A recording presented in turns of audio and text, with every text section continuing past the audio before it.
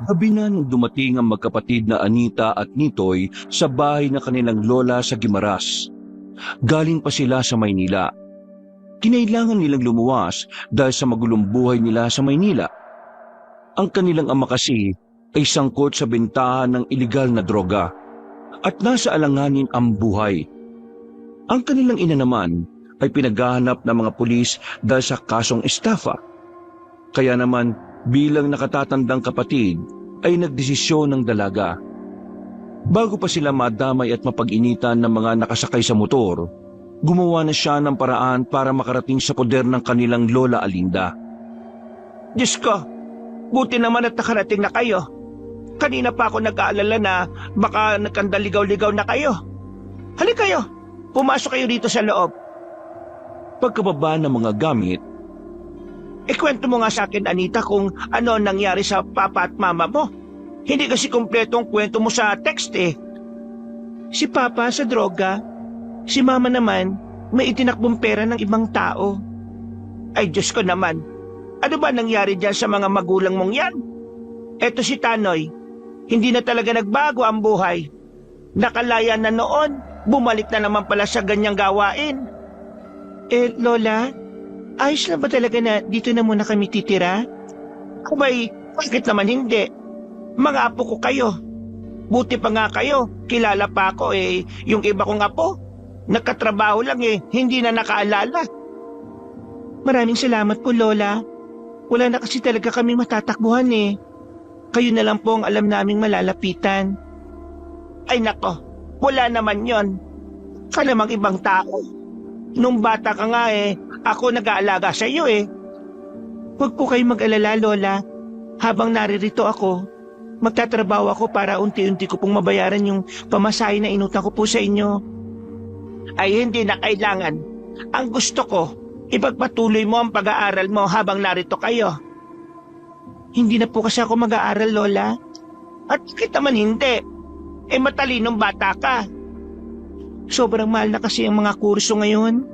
Parang mas maganda magtrabaho na lang ako para kahit papaano masuportan ko si Nitoy. Lalo na ngayon, wala naman na kaming magulang. Hindi ko naman din pwedeng iasa sa inyo lahat kasi alam ko nahihirapan na rin kayo magtrabaho. Kaya ang gusto ko sana makatulong ako sa inyo rito. Kung yan ang gusto mo at kung kakayanin mo naman bakit naman hindi? Kayo lang naman ang inaalala ko Maraming salamat po talaga, Lola. Babawi po ako sa inyo. Ay, saka mo na isipin yan. Nako, 9:00 na pala. Nagsikain na ba kayo? Kumain na kayo habang mainit pa yung naluto kong tinola. Naku, saktong-sakto. Hindi pa po kami nakain. Ay, teka. Ano ba tong kapatid mo? Bakit naman hindi man lang nagsasalita? Marunong na ba magsalita to o hindi? Nahihiya lang po yan sa inyo. Kasi ngayon lang po kayo nagkita Hay, Nitay. Huwag kang mahiya sa akin ha. Lola mo ko. Parang magulang mo na rin ako. Hello po, Lola. Nitoy po ang pangalan ko. Ayan, marunong ka naman pala magsalita Akala ko naman hindi nakakapagsalita ang batang ito. natawa na lamang ang matandang si Alinda. Maya-maya lamang ay kumain na rin sila. Sabay-sabay sila sa hapagkainan. Kahit na papaano, naibsa ng kalungkutan ni Anita. Ngayong nasa poder na sila ng kanilang lola, pakiramdam ni Alinda ay may panibagong buhay silang bubuksan. Mabilis na lumipas sa mga araw. 1 linggo na kagad sila roon. Kahit na laking Maynila, kahit na papaano ay unti-unti na rin silang nasasanay sa paligid. Kung minsan ay may kinakausap na rin silang mga kalugar nila. Ate, bakit kanina ang daldal nung ale? Ang dami niyang sinasabi tungkol sa atin. Sabi pa niya, ampun lang daw tayo ni Lola. Ay naku, huwag mong papansinin ang mga ganong uri ng tao. Mga wala lang silang magawa sa buhay. Tsismosang tawag sa kanila. Kaya, hayaan mo na. Ang mahalaga, tayo. Wala tayong inaaping tao. Wala tayong tinatapakan. Ay, ate, may natapakan ako May pambira ka naman. Hindi ka naman natingin sa tinaraanan mo eh. Nakatapa ka tuloy ng tae. Ate, Kadiri, punasan mo. Lika dito. Doon tayo sa pusuhan. Hugasan natin ang paa mo. Nagmamadaling maglakad ang dalawa. Nang makarating na sila sa pusuhan sa bungad ng kanilang baryo, ay agad na hinugasan ni Anita ang paa ng kapatid. Habang naroon sila, nakatingin pa sa kanya ang ibang kalalakihan na naroon. Nakangiti na parabang hinuhubaran na siya sa tingin. Nakakaramdam na siya ng pagkailang, lalo na't ilang araw na rin niya yung nararanasan. Uy, mga mata nyo, tutusukin ko yan. Makatingin kayo parang ngayon lang kayo nakakita ng babae ah. Magsilayas nga kayo rito sa pusuhan. Magsasapakin ko yung mga pagmumukha nyo eh. Humanga si Anita sa ginawang yon ng lalaki. Hindi niya inakala na may ganong lalaki pa pala sa lugar na yon. Ang akala niya kasi ay puro manyaki sa mga naroon. Tumingin sa kanya ang binata. Bagyang singkit ang mga mata nito. Aminado ang dalaga na gwapo rin naman yon. Kaya hindi niya yon maiwasang hindi tingnan. Taga-saan ka ba, miss? Diyan lang. Apo ko ni Alinda. Galing kami ng Maynila eh. 1 linggo pa lang kami rito. Sa susunod ayus-ayusin mo yung suot mo. Sa puntong ito ay nawala ang paghanga niya sa lalaki. Napalitan ito ng inis. Pakiramdam niya kasi ay siya pa ang sinisising may kasalanan kung bakit siya nabastos. Bakit? May problema ba sa suot ko? Maiksi ang suot mong short eh. Malamang sa malamang. May titingin talaga dyan sa'yo. At sisipulan ka talaga. Kasalanan ko ba kung bakit ako binastos? Oo. Kasi hindi mo inaayos ang suot mo. Eh di sinasabi mo pala na ako ang dapat mag-adjust para sa mga manyakis na yon? Para hindi ka mabastos, gumawa ka ng paraan para hindi ka mabastos. Ganun lang kasimple. Wala naman sa pananamit ng babae ang problema eh. Nasa utak niyong mga lalaki yan. Kasi kahit nga mga madre, nagagawang bastusin ng mga lalaki eh. Paano mo papaliwanag yon? Nakasuot na sila ng mahaba, pero binabastos pa rin. Ibig sabihin, kahit na anong suotin ng babae, kung talagang bastos ka, bastos ka. Hindi mga babae ang dapat mag-adjust sa pagiging manyakis ng mga kalalakihan. Dapat kayong mga lalaki ang simulang ayusin ng mga ugali nyo. Kasi kami mga babae ay hindi magdadamit para sa pantasya nyo mga lalaki. Nagsusot kami ng mga gusto namin dahil doon kami mas nagiging komportable sa sarili namin. Ate, galit ka na ba? Hindi ako galit nito eh. Hugasan mo na yung paa mo na puro tae. Oo, kalma. Di naman ako nakikipag-away eh. Yung pag-iisip mo kasi baluktot. Parang gusto mo pa yatang ibalot ko ang buong katawan ko para lang wala sila makitang balat ko. Yung ba gusto mo? Sabihin mo lang para sa susunod na lalabas ako. Hindi na magkasala mga lalaki sa kakatingin sa akin. Oo, teka. Bakit ka naman sumisigaw? Pinagtitingin na tayo ng mga tao rito. Oh. Huwag mo ako sigawan. Hindi mo ako kilala. Mas lalong hindi mo ako kilala. Kung alam ko lang na bulok ang mindset mo, sana hindi mo na lang ako pinagtanggol kanina eh. Ganyan pa talaga sinabi mo sa halip na magpasalamat? Ay nako, mga taga Maynila nga naman oh. Wow! Edi salamat. Sobrang salamat ah. Salamat at pinagtanggol mo ko. Tapos ako pa sinisisi mo ngayon kung bakit ako nabastos. Ay nako, ang ingay mo. Maingay talaga ako. Bakit? Akala mo porki babae ako? Masisindak mo ako? Hindi mo rin ako kilala. Hindi mo alam kung anong buhay meron kami sa Maynila. Kuya, mahirap lang po buhay namin. Huwag mo kinakausap yan. Pwede ba? Huwag mong tawagin kuya yan. Hindi kayo magkapatid niyan. Tara na, Nitoy. Ate, may tahi pa ako sa paa. Sandali. Tiningnan ni Anita ng masama ang lalaki. Nakatingin lang din naman sa kanya yon na parbang nang aasar. Mga ilang sandali lang ay naglakad na rin sila paalis. Tumingin pa sandali ang dalaga at nakita niyang nakatingin din sa kanila ang binata. Inis ang babae. Akala niya kasi ay hahanga na talaga siya roon. Pero hindi pala. Iba ang naisip niyang ugali ng binata sa kung anuman ang ipinakita nito.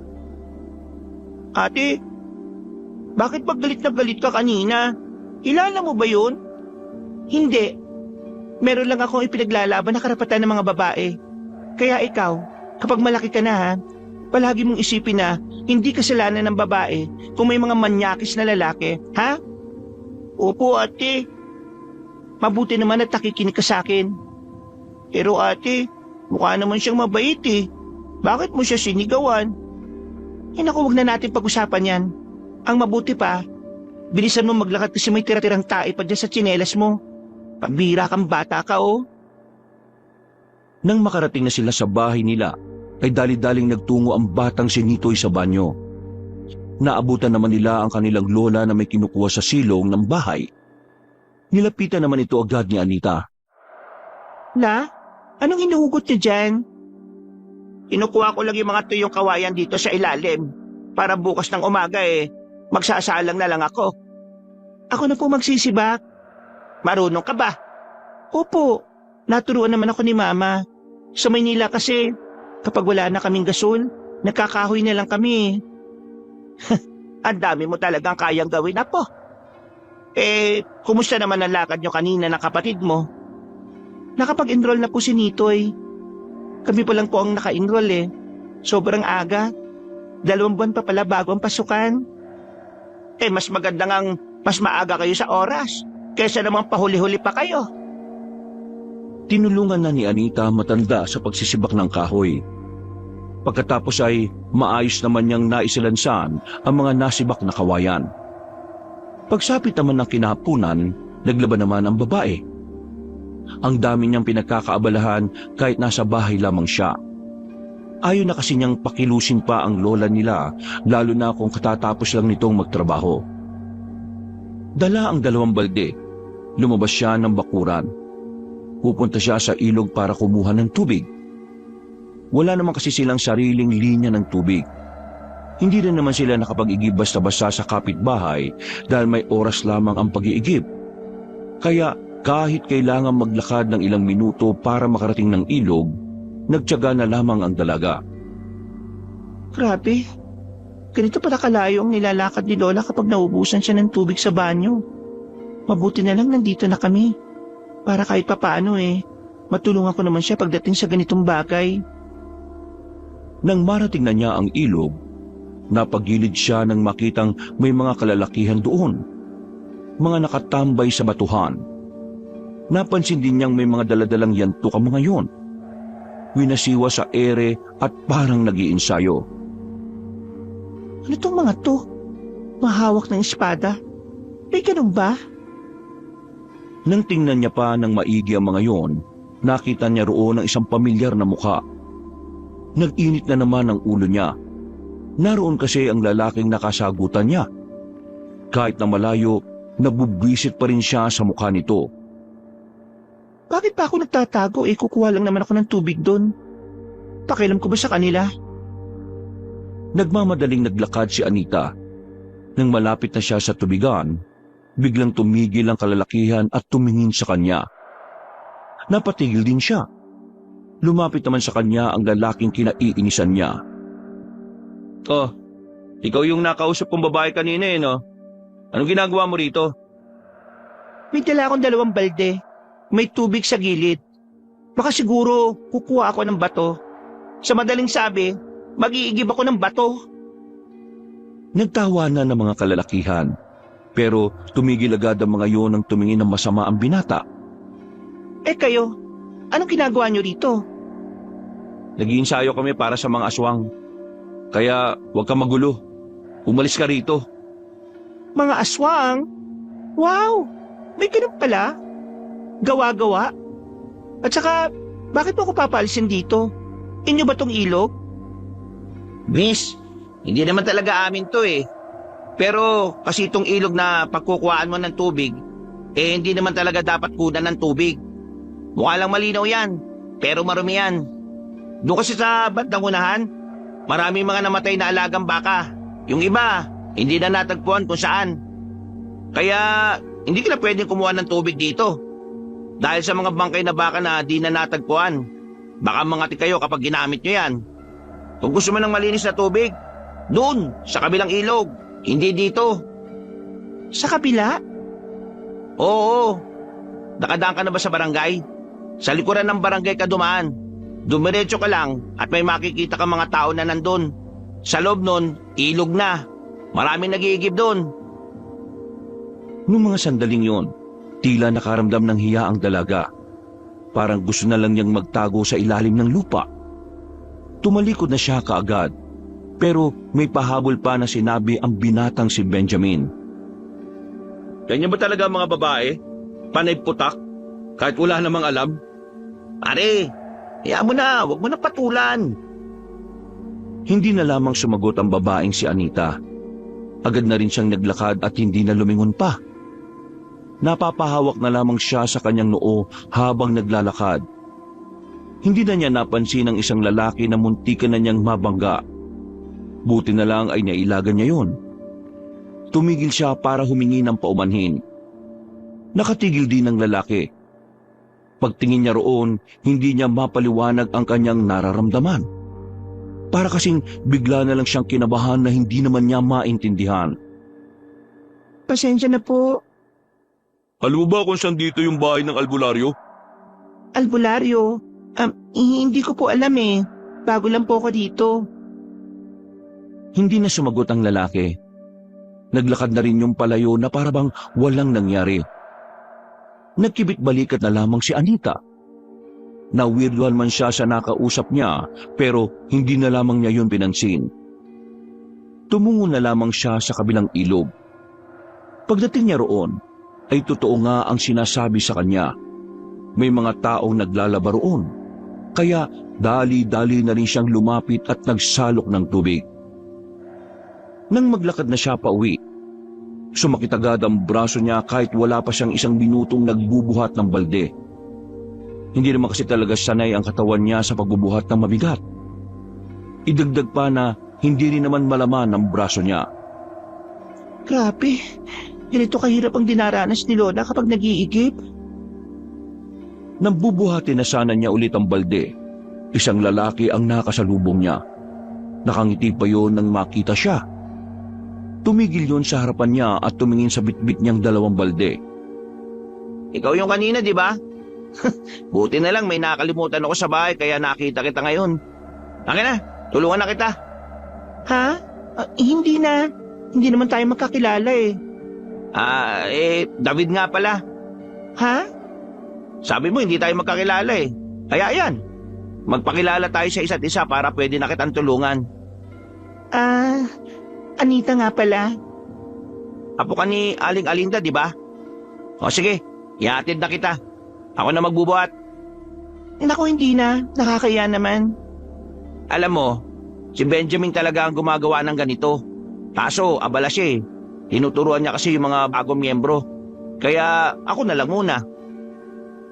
Wala nang nagawa pang dalaga ng buhatin na ni David ang dalawang balde. Sumunod na lamang din siya sa paglalakad. Nakakaramdam ng pagkahiya. Pero para mabawasan yon, ay sinubukan na lamang niyang magbukas ng usapan. Bagong miyembro? Anong klaseng samahan ba meron kayo? Mga ano ba kayo? Mga kasali sa frat?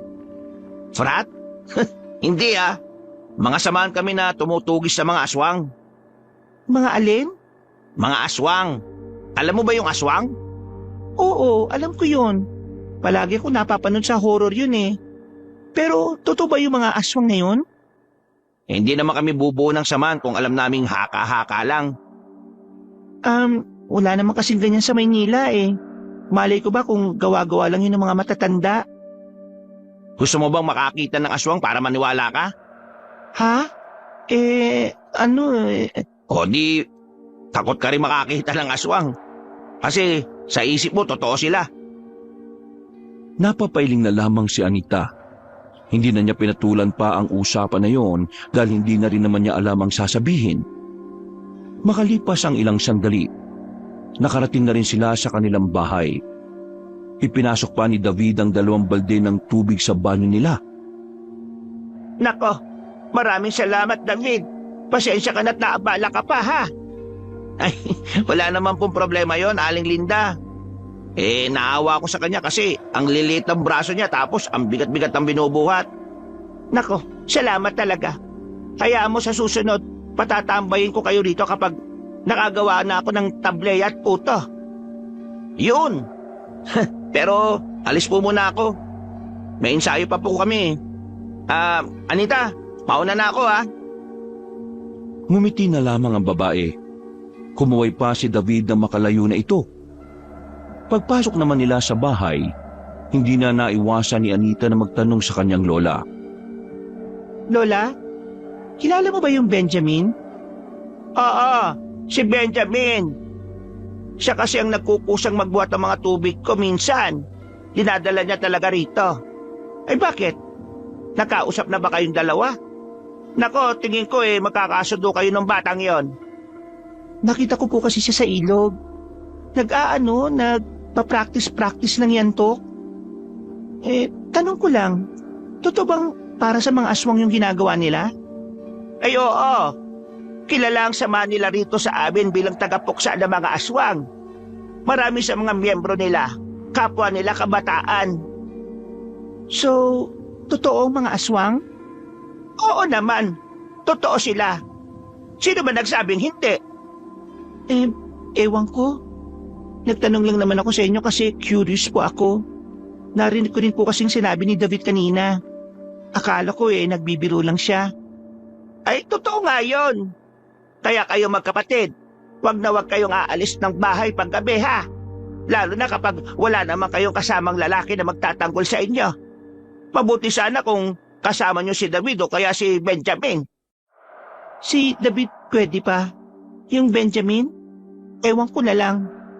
Bakit? Nakapag-usap na ba kayo ni Benjamin? Hindi pala.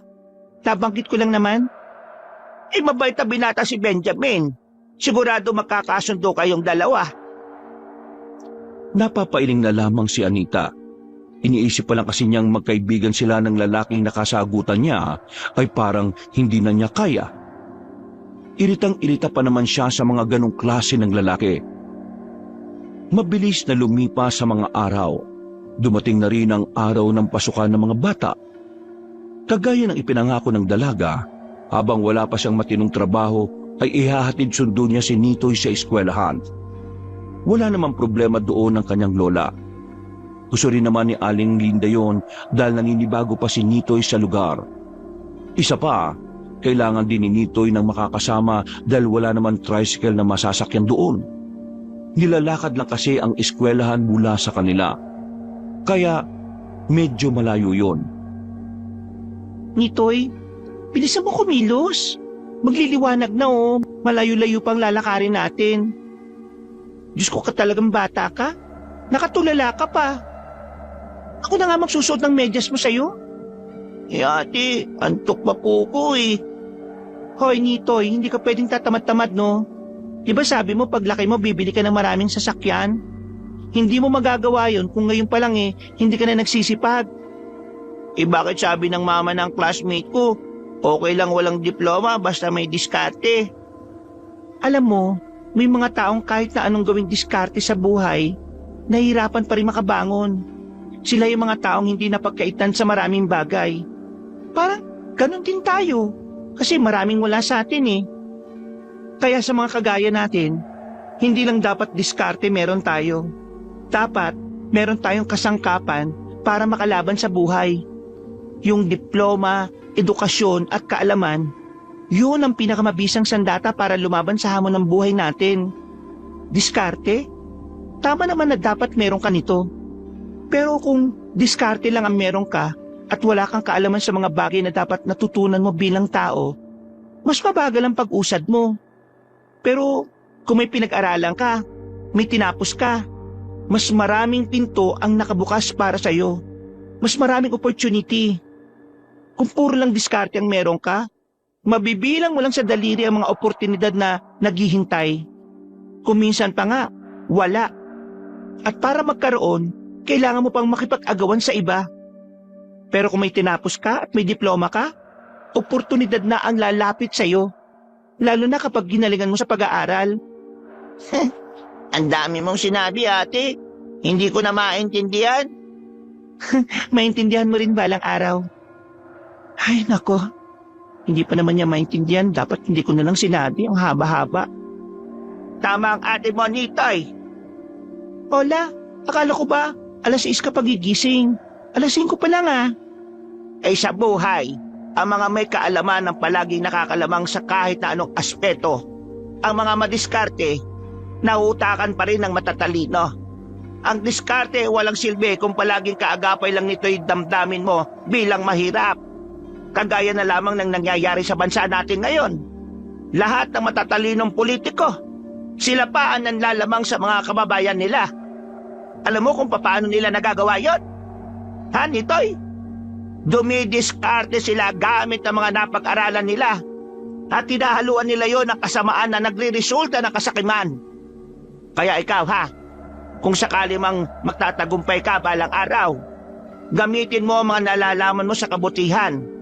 Mas iniaangat ng Diyos sa mga taong mabubuti, nagpapakumbaba. Lola naman, mas mahirap intindihin yung sinabi nyo. Masyado pa siyang bata, la. Di lang naman yon para kay Nitoy Para rin sa'yo yon, Anita. Kapag nagkaroon ka ng pagkakataon, mag-aral ka. Ayokong dumating ang araw na maloko ka ng mga taong may mas nalalaman kaysa sa'yo. Tumungo na lamang si Anita. Batid niyang may punto ang kanyang lola. Sadyang hindi niya lang talaga maisip na isingit ang pag-aaral sa sitwasyon niya. Nasa punto na rin kasi siya ng kanyang buhay na mas uunahin na niya ang kapatid kaysa sa sariling pangarap. Maya-maya lang ay umalis na rin ang magkapatid. Madilim-dilim pa ang paligid. Ganito palagi ang oras ng kanilang alis para hindi sila malate. Marami pa rin kasi silang mga daraanan. May mga nakakasabay naman sila sa kanilang paglalakad kaya kahit na papaano, hindi naman sila nababahala sa daan. Pero sa mga sandaling ito, nagtataka sila kung bakit wala man lang silang nakikitang ibang naglalakad. Ate, bakit wala tayong kasabay? May pasok ba talaga o wala? May pasok. Wala namang balita sa radyo na wala Ikaw talaga? Pinapanalangin mo talaga mawalan ng pasok ka, no? Nagtatanong lang naman ako, ate. Nagtataka po kasi ako bakit walang naglalakad na iba baka kasi masyado tayong maaga. Diba kasi minsan, pasikat na ang araw kapag naglalakad tayo rito? Bakit ba kasi ate sobrang aga natin palagi? Ay nako, mas maganda na maaga ka kaysa late ka. Habang naglalakad silang dalawa, meron silang napansin na isang lalaki na nakatayo sa gilid ng daan sa ilalim ng poste ng ilaw. Nakaramdam ng pagkabahala ang dalaga. Hinawakan na niya kagad si Nitoy. Nang makalapit sila, pasimple niyang tiningnan ng lalaki. Namukha niya ito. Sa pagkakatanda niya, ito ang lalaking nagtanong sa kanya tungkol sa hinahanap na albularyo. Nagtama ang kanilang paningin, pero agad din naman niyang itinuon ang tingin sa ibang direksyon. Ate, kilala mo ba yun? Bakit ko naman makikilala yun Hindi naman ako kumakausap sa ibang lalaki, maliban na lang kay David. Nakatingin kasi sa'yo, ate. May gusto yata siya sa'yo. Ate, maganda ka ba talaga? Bakit maraming tumitingin sa'yo? Ay naku, tumigil ka na nga. Iyan ka na naman Ituon mo na lang ang atensyon mo sa paglalakad. Baka mamaya may mumurito. Nakaramdam ng takot ang batang lalaki nang sabihin niyo ni Anita. Nanahimik na ito at tumikpit ang pagkakahawak sa kamay ng dalaga. Makalipas ang kalahating oras, narating na rin nila ang paaralan. Kakaunti pa lang ang mga estudyanteng naroon. Pero iniwanan na niya ang kapatid sa loob. O ano, uwi na ako. Extra pa ako sa palengke para may baon ka na ng pang-isang linggo. Huwag kang gagawa ng kalokohan At huwag kang aalis sa school mamaya dahil susunduin kita. Opo, ate. Naglakad na rin papasok ang bata. Bumuntong hininga naman si Anita. Pero kahit na papaano ay natutuwa siya dahil kahit wala na sila sa Maynila, nagagawa pa rin makasabay ni Nitoy sa pag-aaral. Sinimulan na ulit niyang maglakad. Sa hindi inaasahang pagkakataon, nakasabay niya si David at Benjamin. Meron kasing hinatid ang dalawang binata. Hindi na nga sana niya kakausapin ang mga yon, kaso masyadong makulit si David sa kanya. Uy! Magandang umaga, Anita! Sabay na tayo maglakad, ha? Naghatid ka rin kay Nitoy, ano? Oo. Eh, kami naman, naghatid sa kapatid ko at sa pamangkin nitong si Benjamin. Ganun ba? Anita, gusto mo bang sumama sa Sabado? Meron kasi kaming libreng seminar. Ititipon namin yung mga residente. Pagbibigay kami ng kaalaman tungkol sa mga aswang. Para naman, aware sila kung ano mga nilalang na yon. Ganyan ba talaga siniseryoso ng mga tao sa atin ang tungkol sa mga aswang? Oo naman. Dati kasi, may nangyari na talagang umukit sa utak ng lahat. Ayaw na namin mangyari ulit yun. Kaya yung mga bagong henerasyon ngayon na residente, dapat may alam para hindi sila mangmang tungkol sa mga salot na nilalang na yun. Ano? Sama ka rin, ha? Wala namang masama kung makikinig ka. Libre lang yun, walang bayad yun. Sige, titingnan ko. Wala naman sanang problema kay Anita na sumama sa mga seminar. Nasanay din naman kasi siya sa Maynila sa mga ganoong klase ng ganap. Hindi lang talaga siya sanay na ang mga hindi kapanipaniwalang bagay ang pag-uusapan sa ganoong pagtitipon. Lalong-lalo na ang aswang. Naninibago siya sa sistema. Kakaiba kasi ang kulturang meron ng baryo na kinalalagyan niya. Tahimik lang siya habang naglalakad sila. Si Benjamin ay ganun din. Nakabalik naman sila ng baryo nang walang nangyayaring pagtatalo. Maraming salamat, David, sa pagsabay sa akin sa pag-uwi. Ay, wala yun. Hindi naman ibang tao sa amin si Aling Linde. Di ba, pre? Oo, mabait kasi si Aling Linde. Hindi kagaya ng iba dyan. Nagpaparinig ka ba? Oo, tama na. Masamang nag-aaway. Tara na, pre. O paano? Una na kami, Anita. Napapailing na lamang ang babae. Sa mga sumunod na araw, naging maayos naman ang takbo ng kanilang buhay. Kahit na papaano ay kumikita naman si Anita sa pagtitinda sa palengke. Umi-extra siya sa kakilala ng kanyang lola Linda. Kahit na medyo abala sa pagtitinda, ay hindi naman niya napapabayaan ng kanyang kapatid. Kahit na nakakapagod, hatid sundo pa rin niya ang bata. Isang beses, dahil nagkaroon siya ng kaunting problema sa pagtitinda, 6:00 na siya ng gabi nakaalis para sunduin ang kanyang kapatid. Mas lalo siyang kinabahan nang malaman na wala na sa eskwelahan si Nitoy. Pero laking pasalamat na lamang niya nang maabutan niya ang bata na naglalakad sa gilid ng daan. Nagulat pa nga ito nang lapitan niya. Baka sa mukha ng bata ang pagkataranta. Ano ka ba naman? Di ba sinabi ko sa'yo na huwag kang aalis kapag hindi pa ako nakakarating sa school ninyo? Ate, yung lunch bag ko, nabitiwan ko eh. Ha? Saan mo nabitiwan? Doon sa isang nakakatakot na baryo. Ha? Ano pinagsasabi mong bata ka? Ate, kanina, kasama ko yung mga kaklase kong naglalakad kami. Tapos sabi nila, punta raw kami sa nakita naming daan. Tapos, nung nandun na kami, bigla nila akong iniwan. Yung pamangkin ko ni Kuya Benjamin ang pasimuno eh. Ay naku, makulit talaga yung pamangkin niya eh. Manang-mana sa tito niya. Ay, naiinis na ako dyan. Tapos ate, may narating pa akong baryo. Nakakatakot po yung baryo eh. At teka, paano nakakatakot ba yung sinasabi mo? Nakakatakot kasi nakakarinig ako ng mga kakaibang tunog. Para pong mababangis na hayop. Para silang mga gutom na gutom eh. Parang yung aso nila Aling Papita na si Brownie kapag aagawan ng pagkain. Gumaganto sila ate oh. Gumaganito oh. Akala ko po nung una, mga hayop lang po sila eh. Pero nung sumilip ako ate, nakita ko po yung mga mukha nila. Bakit po ibang mukha nila ate? Hindi po sila basta pangit lang po eh. Parang monster po sila ate. Basta, huwag mo na nang isipin yan.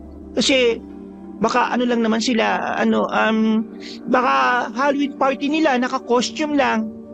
Pero ate, wala pa naman pong araw ng patay eh. Malay mo, advance sila dito. Ate, Nakakatakot po talaga sila. Nasa mo ba naiwan yung lunchbox mo? Hindi natin pwedeng pabayaan na lang yun. Bigay sa'yo ng lola mo yun. Pinaghirapan niyang pagbili nun. Ituturo ko ba sa'yo ate kung saan? Malimang, alam nga namang hulaan ko. Nakakatakot kasi bumalik to ate. Kailangan natin balikan kasi kapag nalaman ni lola na nawala mo yon, baka mamaya malungkot yon. Baka mamaya isipin niya, hindi mo yun pinahahalagahan. Halika, ituro mo sa akin. Hindi tayo uuwi kung wala yun. Pero ate, nakakatakot nga po talaga. Akong bahala. Kasama mong ate kaya hindi ka dapat matakot. Kahit na natatakot ang batang si Nitoy, wala siya magawa kundi balikan ang lugar na natuklasan ito. Nasa 5 minutong lakaran lang. Natanaw na nila ang isang daan. Unang tingin pa lang ni Anita, masasabi na niyang walang gaanong dumadaan doon. Kung hindi kasi dahil sa mga barrier sa gilid, hindi niya malalaman na daanan pala yon dahil sa mga halaman na gumagapang na sa lapag. Diyan ate, diyan po sa daanan na yan. Pumasok po kami diyan. Tapos, konting lakad lang, may nakita na po akong lugar. Maraming kabayan po. Banda doon po sa mga halamanan, doon ko po nabitawan po yung lunchbox ko. Sige tara. Pwede po ate, dito na lang ako. Anong dito ka na lang? Delikado ko mag-isa ka rito. Hindi kita iiwan. Tara. Kumamot na lamang sa ulo ang batang si Nitoy. Wala na itong nagawa ng tumbukin na nila ang daan. Mga ilang sandali lang, nakita na nga nila ang lunchbox ni Nitoy. Pero kasabay nito, nakita rin ni Anita ang sinasabi ng kanyang kapatid. Dito na niya napatunayan na totoong lugar na yon.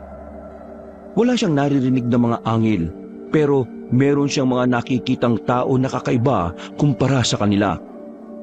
Dahil medyo maliwanag sa lugar na yon, dulot ng naglalakihang sulo, nakita niya ang kakaibang mukha ng mga naroon. Napatakip siya ng bibig. Kahit siya, hindi rin alam kung ano ang gagawin. Ikinalma niya ang kanyang sarili. Nang makakuha na ng tamang pagkakataon, hinila na niya ang kapatid at dali-dali na silang umalis doon.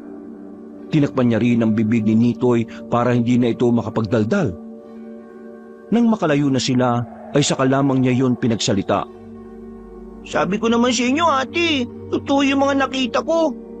Ate, sa tingin mo, ano kayang klaseng tao sila? Huwag na muna natin pag-usapan yan. Umuwi na lang muna tayo.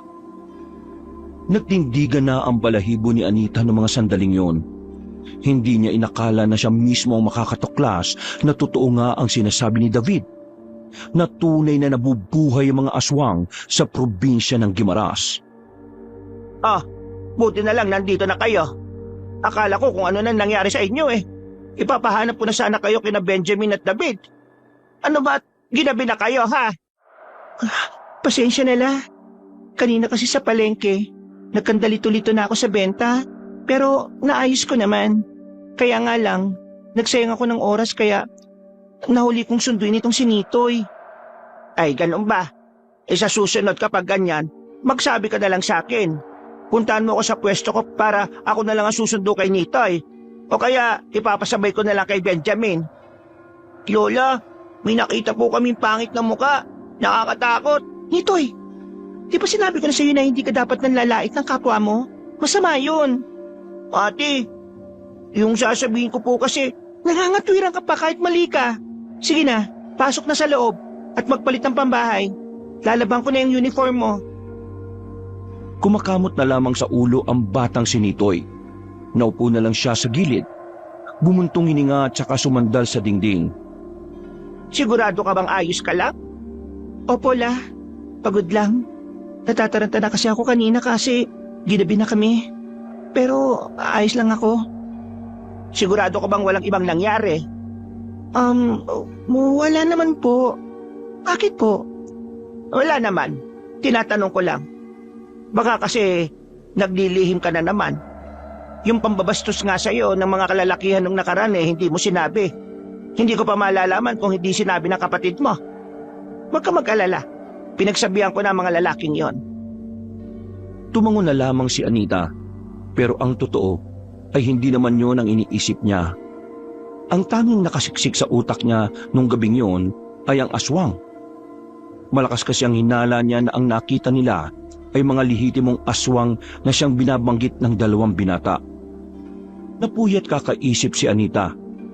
Buti na lang din ay Sabado kinabukasan at wala rin mampasok ang dalaga. Ganon din si Nitoy.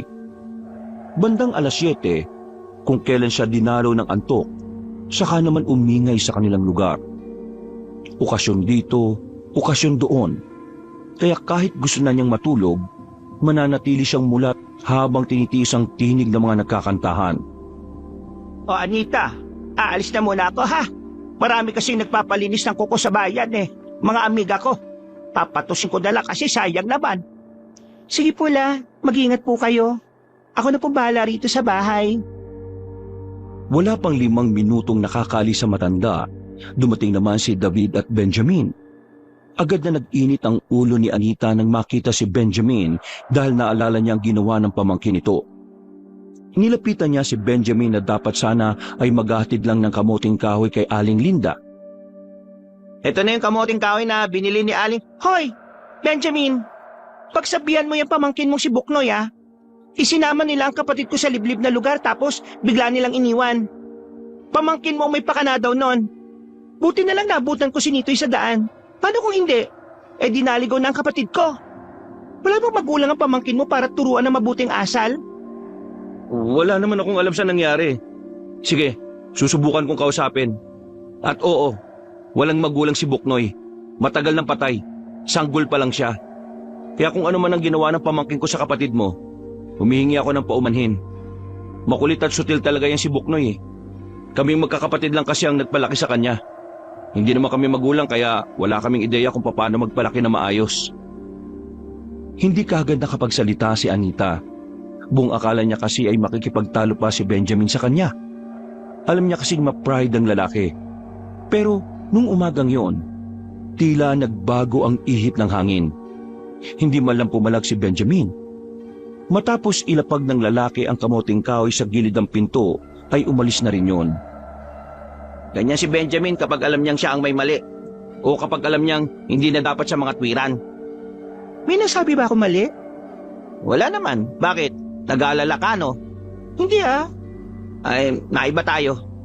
Pupunta ka ba mamaya? Gabi yun. Sama ka na. Para magkaroon ka ng ideya sa mga aswang. Kasi malay mo, anumang araw ngayong buwan eh, bigla na lang may magpakitang aswang. O baka mamaya, biktimahin ka. Kapag may alam ka sa kanila, alam mo na rin ang gagawin mo. Hindi naman sa sinasabi kong magpakita sa'yo pero gusto ko lang ding maging handa ka.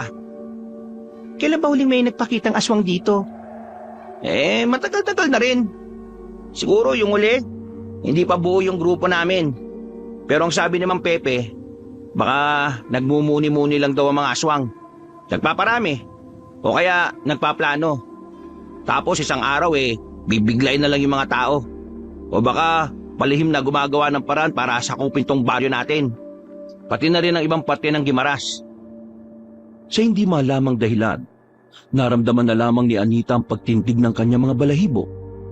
Bigla siyang nilamig kahit na mainit naman ang umagang yon. Kapag naalala niya kasi ang itsura ng aswang na nakita niya, lumalakas ang tibok ng kanyang puso. Nararamdaman niya ang takot na nararamdaman ng batang si Nitoy. Oh, mamaya 6:00 ng gabi, asahan kita Nagdadalawang isip ang dalaga kung pupuntahan niya ba ang sinasabi ni David. Kahit kasi naniniwala na siya sa aswang, natatakot siya na baka madamay siya sakaling makita ng mga nilalang na yun ang pagtitipon. Pero sa kabilang banda, kinakain din siya ng kanyang kuryosidad kung ano nga bang maaari niyang matutunan tungkol sa mga aswang. Kinagabihan, dumating na ang kanyang lola. Nagpaalam siya rito at pinayagan din naman siya kaagad. Mataas kasi ang tiwala na matanda sa 2 lalaki. Pati na rin sa samahan na kinabibilangan ng mga yon.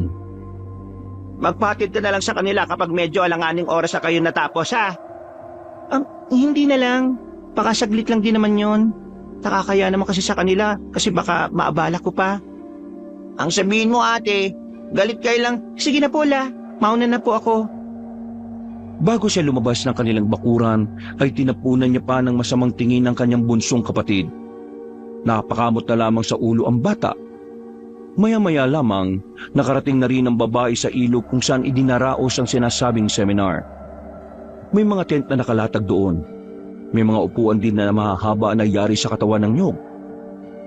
Nice, nice, nice. Sabi ko na nga ba, pupunta ka eh.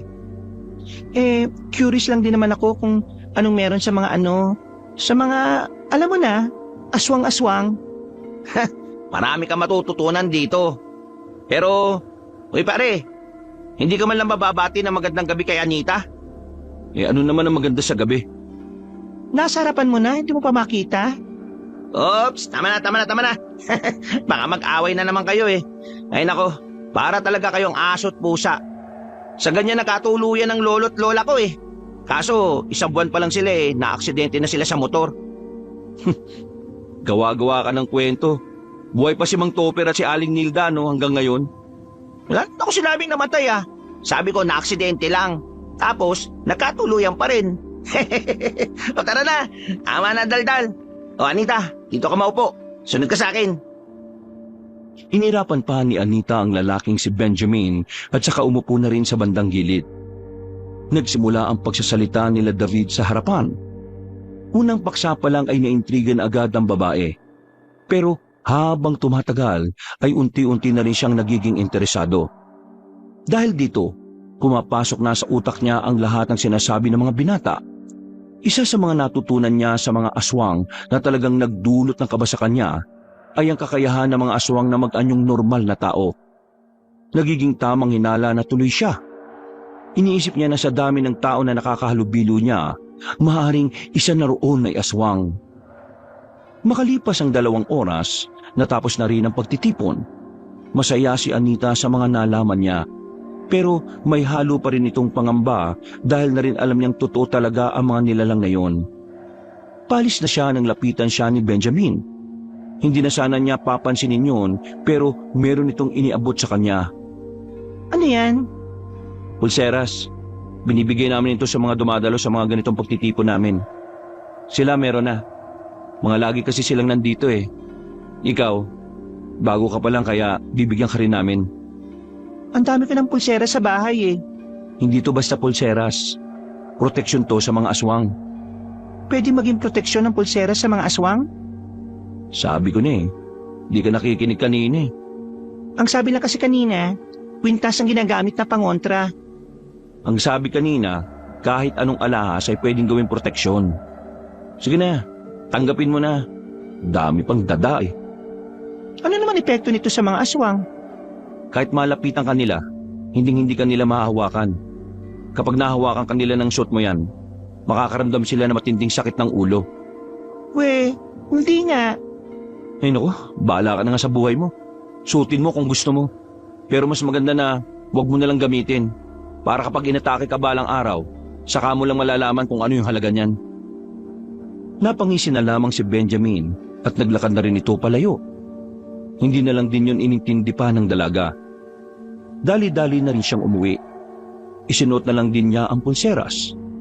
Katwiran niya, wala namang mawawala kung maniniwala siyang gumagana ngayon kontra sa mga aswang. 5 araw pa ang dumaan. Wala naman nangyaring kakaiba. Payapa pa rin ang buhay ni Anita. Walang aswang na nagpaparamdam. Sa isip-isip niya noon, baka masyado lang siyang nag-iisip. Nakakatulog na rin siya na maayos. Hindi na rin siya nababahala sa tuwing maglalakad silang 2 magkapatid ng alas 5 ng umaga.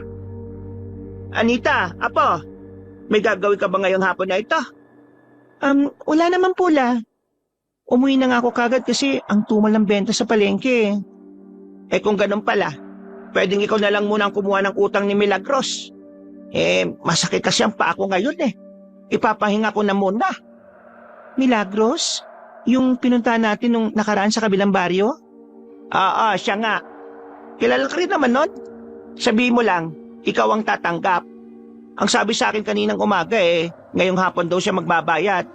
Sayang din yon. Sige po, wala namang problema la. Pwedeng umalis na rin ako ngayon para hindi ako gabihin. Ate, sama!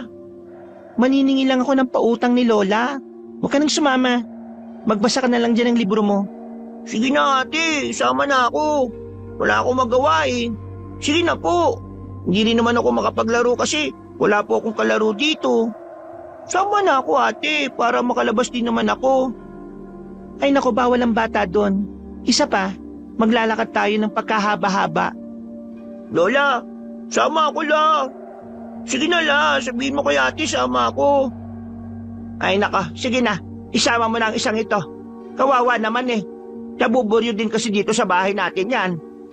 Oh, sabi ni Lola ate ha, sama daw ako ha. La, baka magturo lang yan dun eh. Mabawasan pa yung perang masisingil ko. Ay Nitay, isasama ka ng ate mo pero huwag ka magpapabili ng kung ano-ano ha. Wala tayong pera. Yung pera masisingil eh, panggastos natin dito yan sa bahay. Opo la, hindi po ako magpapabili ng kahit na ano. Oh, ayan, sama mo na yan. Bumuntong hininga na lamang si Anita, pero wala na rin siyang nagawa kundi isama ang kapatid. Hindi rin naman kasi niya ito matiis. Habang naglalakad, Nitoy, ayaw ko na makulit doon ha. Pakasalip na makasingil tayo, mairita sa atin si Aling Milagros. Mainitin pa naman daw ang ulo nun. Kumakain daw yun ng bata. Ha?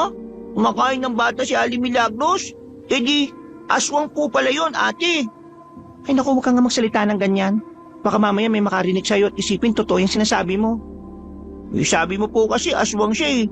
Ang aswang po kasi kumakain po ng bata eh. Oh, saan mo naman nalaman yan? Kay Bukloy po. Narinig daw niya kasi kay Kuya Benjamin na yung mga aswang daw po ay kumakain ng tao. Totoo po ba talaga yun, ate? sandaling napaisip si Anita. Narinig din kasi niya ang tungkol doon nang dumalo siya sa pagtitipon. Kahit na alam niyang maaaring posible nga yon, hindi naman niya basta na lang paniwalain ang bata sa bagay na yon. Hindi niya gustong yun na lamang palagi ang iniisip ni Nitoy. Ate, narinig mo ba ako? Oo, narinig kita. Pero wag mo nang isipin yung ganung bagay, no? Hindi kasi naman totoo yun eh. Pero ate, sabay nating nakita na totoo yung mga ang kulit mo. Magmula ngayon, Nitoy ayaw ko nang naririnig sa bibig mo yung tungkol sa mga aswang-aswang na yan. Naintindihan mo ba ako? Eh bakit naman po ate? Naintindihan mo ba ako? Sumagot ka. Opo ate. Nanahimik na ang batang si Nitoy noong mga sandaling yon. Nakarating naman sila ng kabilang baryo na wala nang narinig si Anita na salitang aswang mula sa kapatid. Nasingil din nila si Aling Milagros ng walang kahirap-hirap. Sa katunayan, hinihintay din pala silang dumating na matanda. Ate, bakit kanina si Aling Milagros? Ang baliktad yung damit. Pampira ka talagang bata ka. Dami-dami mong napapansin. Ate, papagod na akong maglakad eh. Pwede bang magpahinga na lang muna tayo sandali? Doon o. Tinuro ni Nitoy ang isang lumang kubo na nasa ilalim ng mga punong mangga. Napapailing na lamang din si Anita. Inaasahan na kasi niyang magrereklamo na rin ang bata. Pero hindi nakala ni Anita na ang pagpapahinga na yun pala ang simula ng kanilang magiging kalbaryo. Ate, mabait naman sa akin si Kuya Benjamin. Mas mabait pa nga siya kay Kuya David eh. Masyado ka pang bata, Nitoy. Hindi ka pa marunong kumilatis ng tao.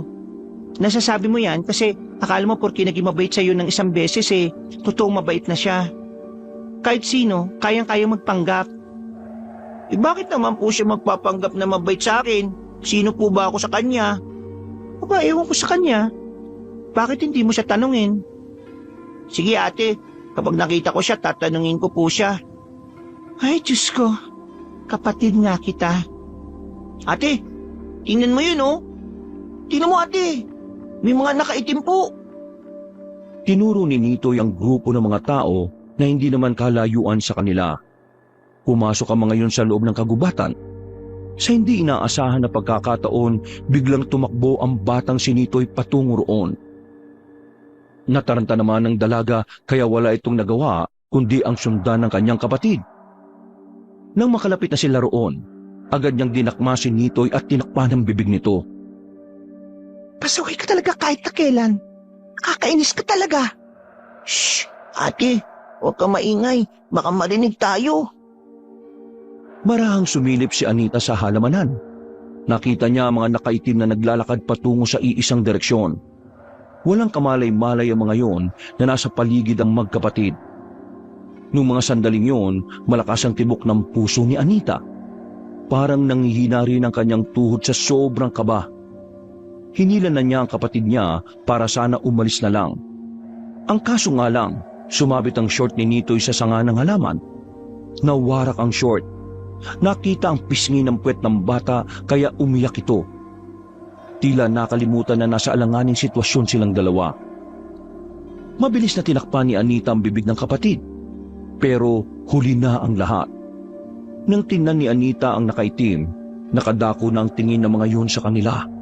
Kaya naman agad na binuhat ng dalaga ang bata kahit medyo mabigat yun. Tumakbo sila ng mabilis.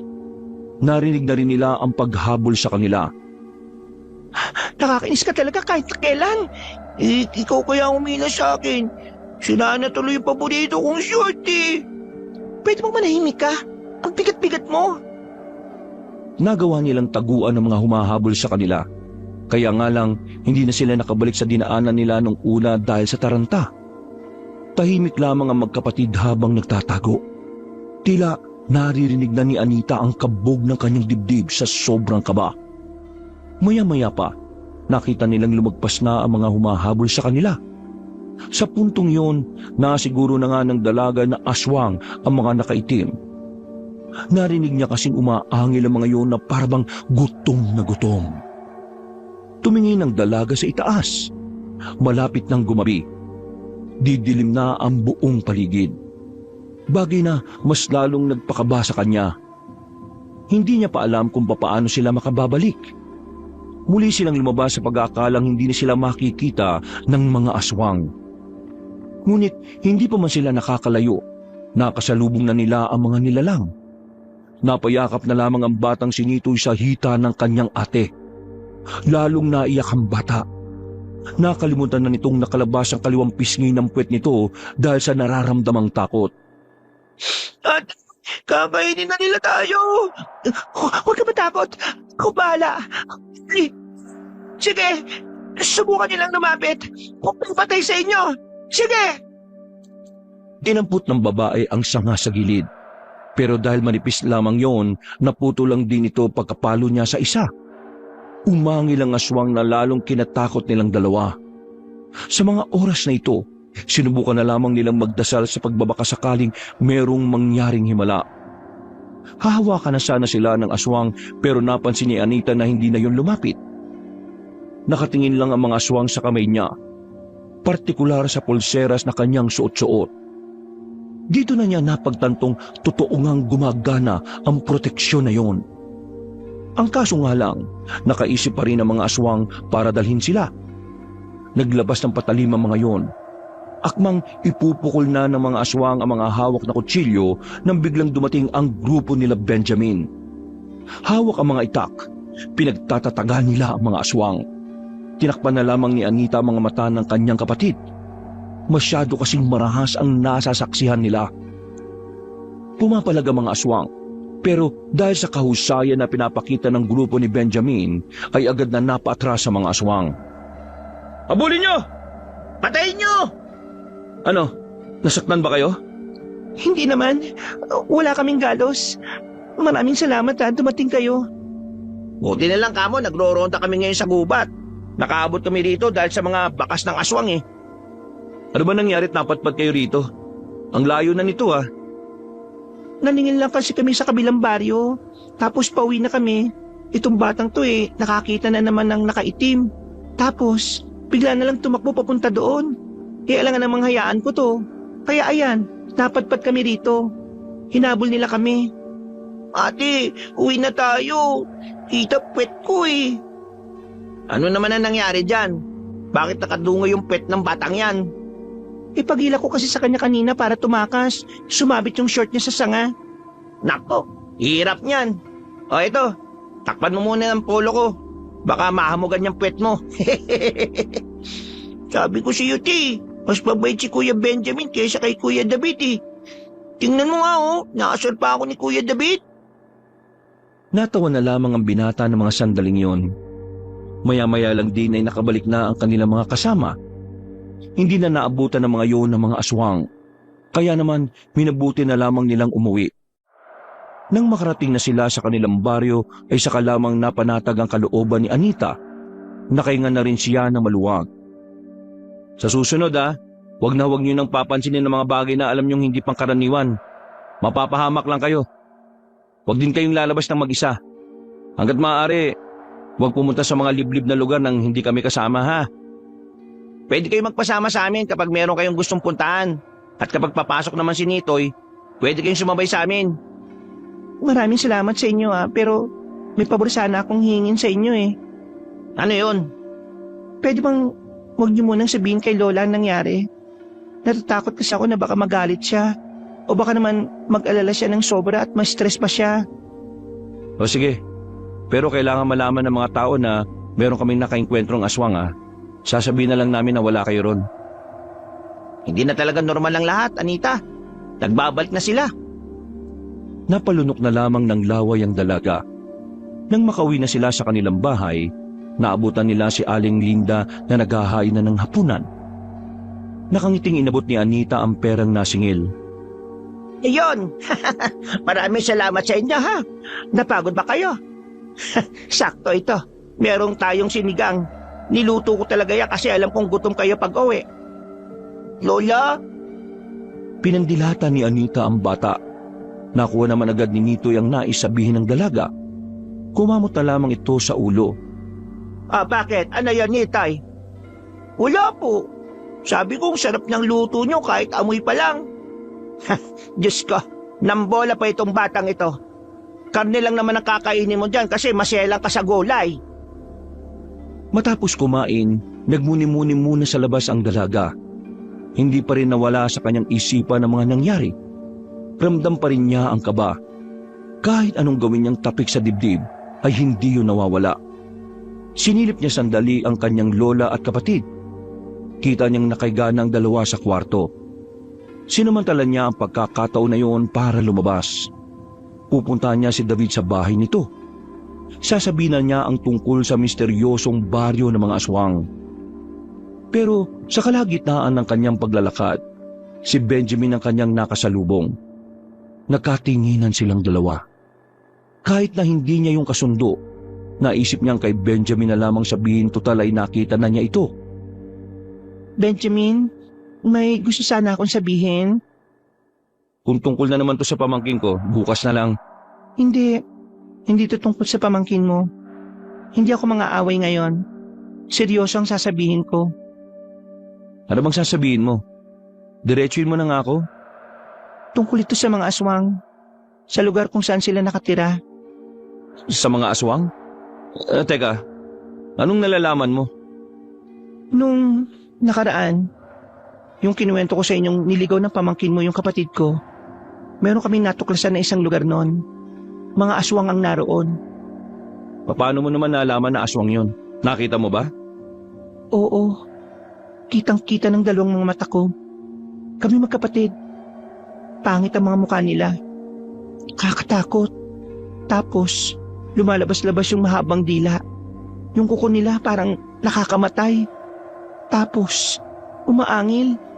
Parang hayop na matagal lang hindi napapakain. Sige, ituro mo ko saan yung lugar na yon. Anong gagawin nyo? Malamang, pupuksain sila. Alangan naman makipagkaibigan kami sa kanila. Hindi ba delikado? Para kasing marami sila dun. Wala kaming pakialam kahit gaano pa sila karami. Uubusin namin sila. Ituro mo sa akin. Ngayon na? Oo. Pumalma ka, Benjamin. Napatingin silang dalawa sa narinig nilang tinig ng matandang lalaki. Naroon si Mang Pepe, ang albularyo ng kanilang lugar. Ito rin ang itinuturing na pinuno ng samahan. Hindi tayo pwedeng umatake kaagad kahit na alam na natin ang lungga nila. Kailangan pa natin pag-usapan ang bagay na ito. Miss, ano pa ang nakita mo sa lugar na yon? Mga aswang lang. Tapos kabayan, yun lang po. Pero Mang Pepe, Kung hindi natin sila aatakihin ngayon, baka makagawa pa sila ng paraan para makatakas. Lalo na't nakainkwentro namin ng ilan sa kanila. Hindi mo kailangan magmadali. Kaya nating isipin nila na wala tayong alam sa lokasyon nila. Nang sa ganun makampante silang kumilos. Saka natin sila iisa-isahin. Sa oras na mabawasan na natin ang kanilang bilang ng marami, saka tayo papasyal sa kanilang lugar. Iha, may tuturo mo ba sa amin ang eksaktong lokasyon? Opo, tandang-tanda ko pa po. Nadadaanan ko lang po yun kapag nagsusundot naghahatid ako kay Nitoy. Kung ganun sasamahan mo kami kapag dumating na ang tamang araw para puntahan namin ang sinasabi mong baryo. Nang pumayag ang dalaga sa gustong mangyari ni Mang Pepe, alam niyang maaaring malagay sa alanganin ang kanyang buhay. Pero naisip niya rin kasi na kung wala naman siyang gagawin, baka dumating lang din ang puntong sila rin ang mabiktima. Kinaumagahan, Anita, ano nangyari sa short ng kapatid mo? Bakit naman punit yun? Tungkol doon. Ang likot-likot kasi kahapon Sumabit siya sa sanga na nakausli. Diyos ko talagang batang yun Sobrang kulit kasi ng kapatid mo. Mukhang minana niya pa yata kakulitan ng papa mo. Ay nako, sana wag manahin yung masamang ugali.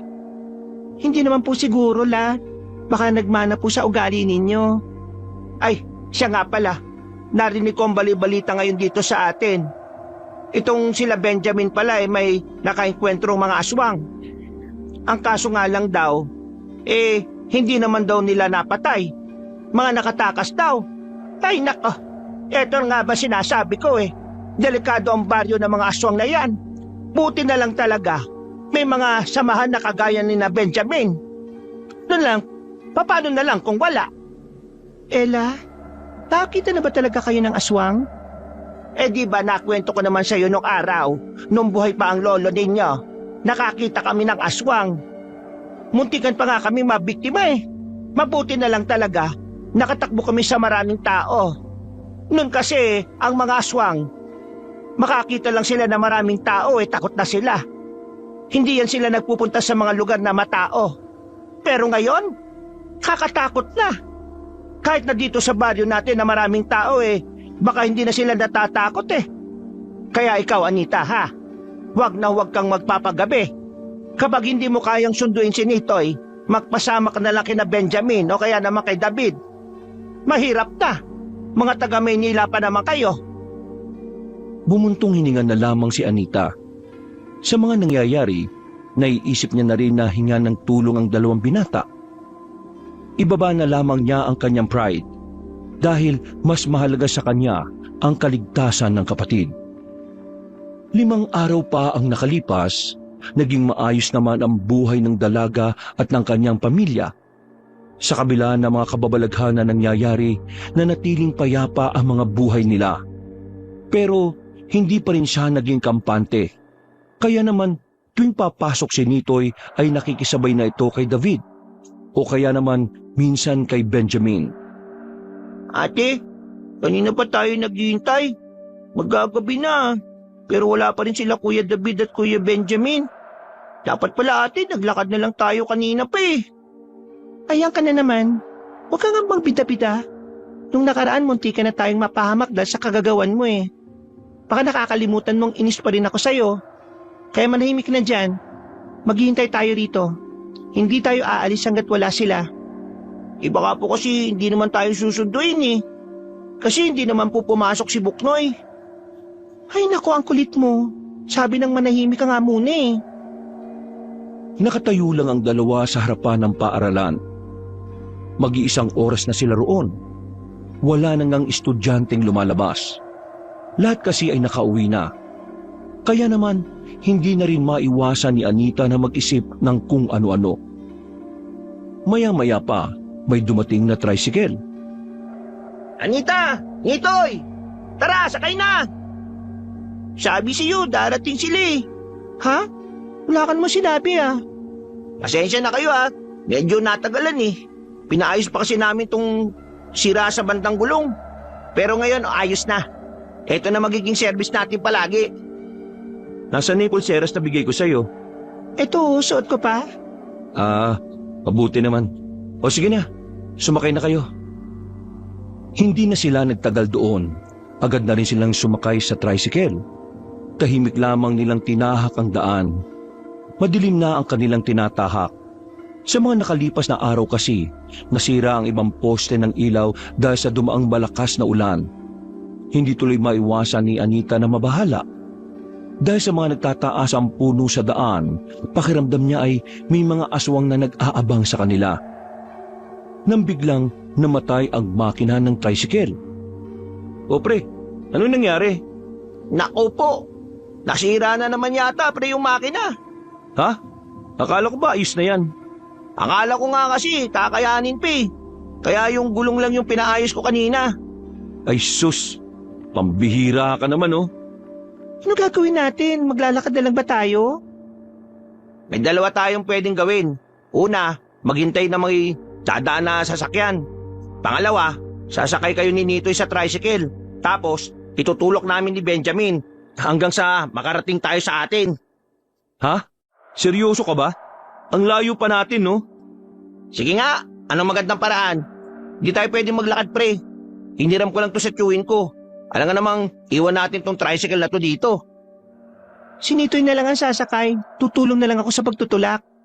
Uy, di pwede no? Babae ka eh. Baka hindi mo kayanin. Ganyan ba kahinat kababa ang tingin nyo sa aming mga babae? Hindi naman sa ganun. Inaalala ko lang yung katawan mo. Baka kasi mabigla ka at magkasakit ka. Kaya ko naman eh. Hindi naman ako lampa. At saka, nakakaya kung pati ako eh nasa loob. O sige na, pagbigyan mo na siya. Gusto niya yan eh. Tatlo silang nagtulak ng tricycle. Kayang-kaya naman nilang itulak ng mabilis dahil hindi naman yon gaya ng kotse na sobrang bigat. Pero habang ginagawa nila yon, isang panganib pala ang nakaambas sa kanila. Bigla na lamang kasing may lumitaw na lalaki sa gitna ng daan. Matangkad na lalaki. May kalakihan na katawan nito. Nang matutukan ng ilaw ang tricycle noon, nakilala ito ni Anita. Ikaw nga yun. Anong ginagawa mo? Bakit mo kami hinaharangan? Ikaw ang anong ginagawa mo? Bakit mo kasama ang mga yan? Hoy, magkakilala ba kayong dalawa? Hindi ko siya kilala, pero minsan niya na akong pinagtanungan kung nasa nakatira yung albularyo ng baryo natin. Aswang ka! Akala ko hindi nyo malalaman kagad eh. Totoo nga sinabi ng mga kasamaan ko, may angking husay din kayo. Meron pa silang hindi nasabi sa'yo. Hindi nila binanggit na pwede kang mamatay kapag nakaharap mo kami. Anita, hawakan mo ang kapatid mo ha. Matakip na lang din ang mga mata. Papapalabang kami ngayon. Agad na kinuha ni Anita ang kanyang kapatid. Ramdam niya ang takot ng bata. Nanginginig yon sa takot. Kahit siya, hindi niya rin mapigilan na mabilis na pagtibok ng kanyang puso. Sa tingin nyo ba, haharap ako sa inyo ng mag-isa kung hindi ko kayo kaya? Abay malay namin kung bida-bida ka lang. Kunwari malakas pero papogi lang. Hindi ba pre? Yoko na maraming shot-shot. Tapusin kagad natin to. Malaking sagabal kayo sa mga plano namin eh. Di simulan mo. Dinukot na ni Benjamin ang kanyang itak. Ganon din si David. Hindi nagtagal, agad na umatake ang lalaking aswang. Nagmamadaling lumapit yon sa kanila. Sinalubong naman ito ni Benjamin. Pagkagupit nito ng itak, nakailag ang lalaki. Marunong din ito makipaglaban base sa kilos nito. Dalawa na kayo pero hindi nyo pa rin ako matamaan. Ha! Mga mahihinang nilalang. Masyado ka madaldal eh, no? Nang si David naman ang lumapit, magkakasunod na hagupit ng itak ang ginawa nito. Dahil sa agresibong pag-atake ng binata, nagawa na nitong patamahan ng aswang. Agad din namang rumispondi si Benjamin. Pagtaga nito, tinamaan nito ang kalaban nila. Sirit agad ang dugo sa braso ng aswang. O ano, palag? Hindi na kontento si David. Wala itong sinayang na pagkakataon. Inatake niya lang ng inatake. Ang hindi alam ng aswang ay sinasadya lamang ito ni David para magkaroon ng mas magandang pagkakataon si Benjamin. Maya-maya pa, nahiwa ni Benjamin ang aswang sa bewang, dahilan para mapatigil ito at pansamantalang dumistansya. Gusto ko malaman ang pangalan mo. Para bago ka mamatay, mas madali kita matatandaan na minsan may pinaslang akong mahina na kagaya mo. Dado pangalan ko. Dado ang pangalan ng aswang na papaslang sa'yo. Muling lumusob si Benjamin. Pero sa pagkakataong ito ay tila biglang lumakas ang kalaban nila. Bumilis din ang kilos nito kumpara sa mga naunang minuto. Tinamaan ng suntok si David. Natumba agad ito dahil sa lakas ng kamao ng kalaban nila. Mabuti na lamang agad na nakaresponde si Benjamin. Hinataw nila ulit ng itak ang lalaki, pero hindi na yun tinamaan. Mabilis na nakaiwas ang aswang. Sa halip, isang malakas na suntok din ang pinatama nito sa tagiliran ni Benjamin. Nabitiwan ng binata ang itak. Dinakma siya sa ulo at saka binalibag na malakas. Tumama pa si Benjamin sa harapan ng tricycle. Sa puntong ito, nabahala na si Anita. Sa nakikita niya, tila mahihirapan ng manalo ang dalawang binata. Nag-isip na siya kung tatakbo na silang magkapatid, pero tila nabasa yata ng aswang ang binabalak niya. Tumingin yun sa kanya ng nakangisi. Kaya naman hindi na rin siya nakagalaw sa kanyang kinatatayuan. Ano? Tatakas ka? Ha! Kala mo makakatakas ka? Wala ka namang kayang gawin ngayon nakabulagtan na tong dalawang to oh. Wala ka na rin pag-asang mabuhay pa. Pati na rin ang bata kasama mo. Huwag! Sa'yo damay! Huwag na lang! Hoy! Kami kalaban mo! Huwag ang mga taong alam mong walang laban sa'yo! Oh, ha, nakakabangon pa pala kayong dalawa ha? Akalain mo nga naman. Akala ko ganun lang kayo kahina eh.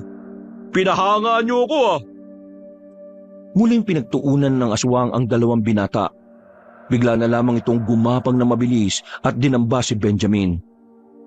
Humaba ang kuko nito. Nang kakalmutin na sana nito si Benjamin, bigla na lamang may tumarak na palakol sa ulo ng aswang. Dahil dito, agad na nakaalis si Benjamin sa ilalim ng kalaban nila. Pagtingin nila sa gilid, naroon si Mang Pepe, ang albularyo na pinuno ng kanilang samahan.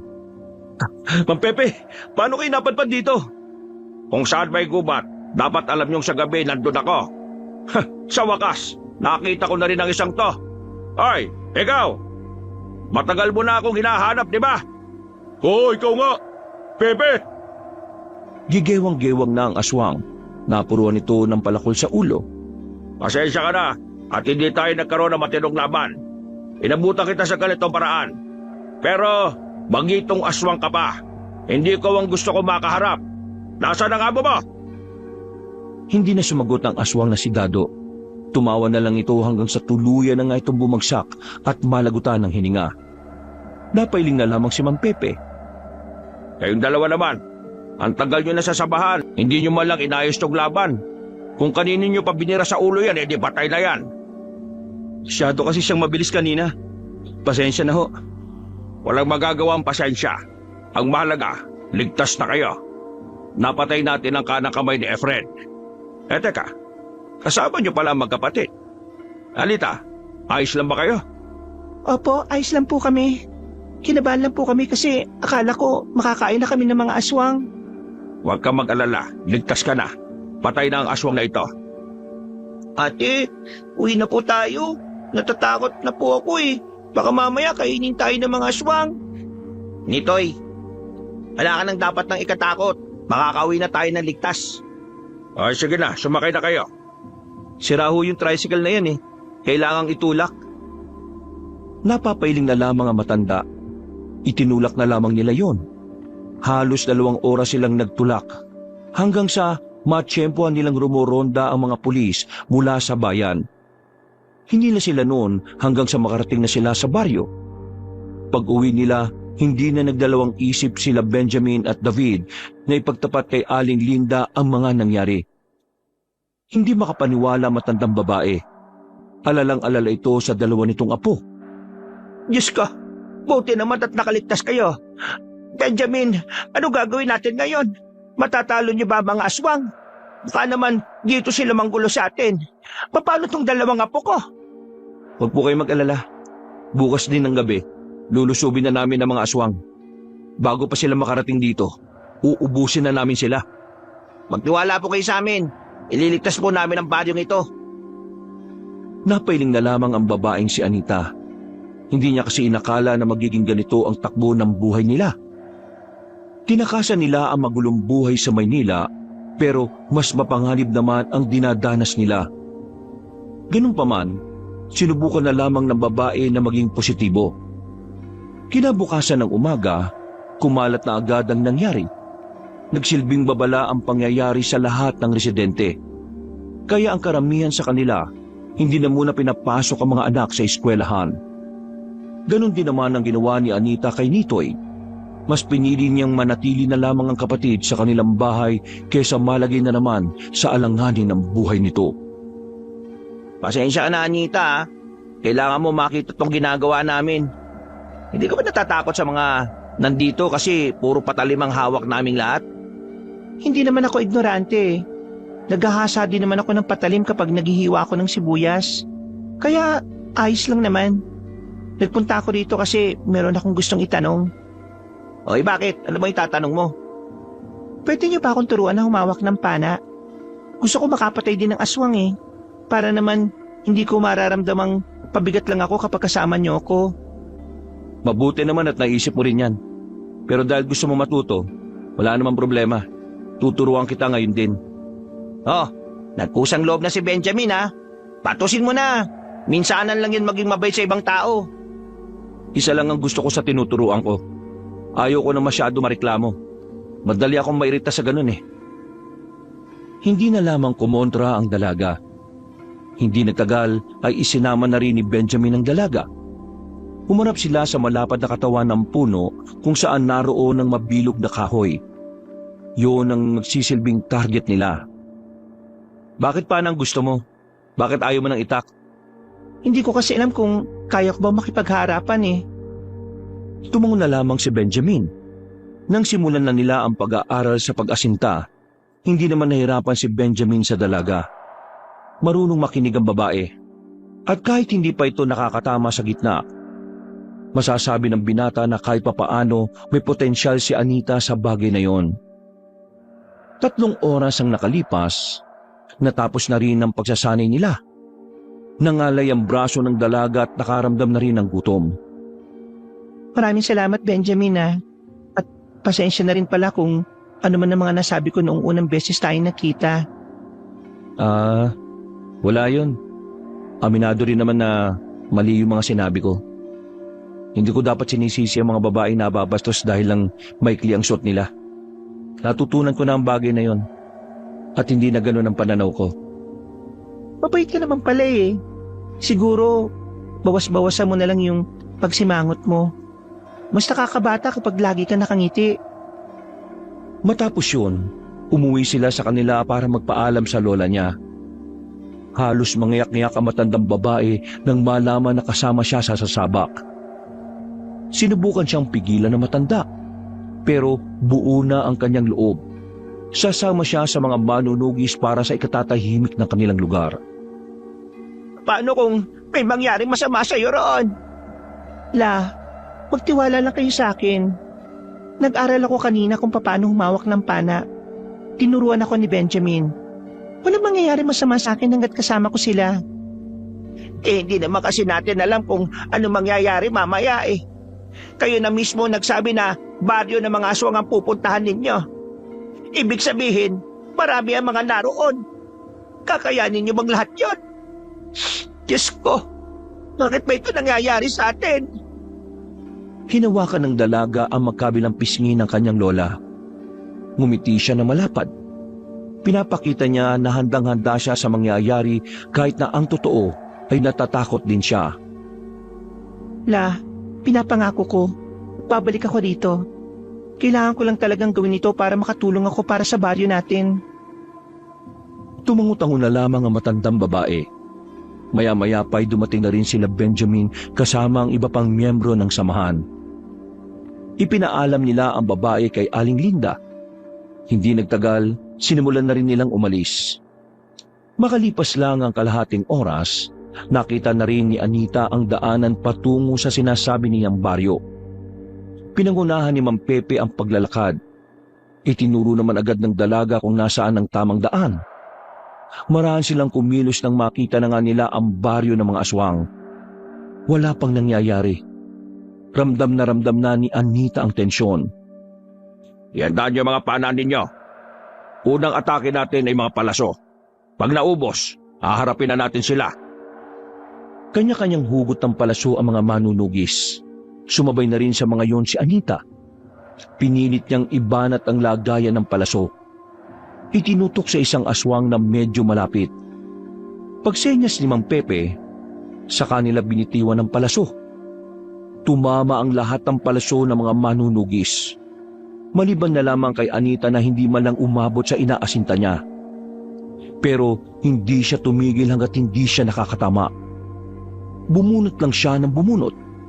Maya-maya pa, nakasapul na rin siya. Dahil dito, mas lalo siyang ginanahan. Tila tumaas ang kanyang moral.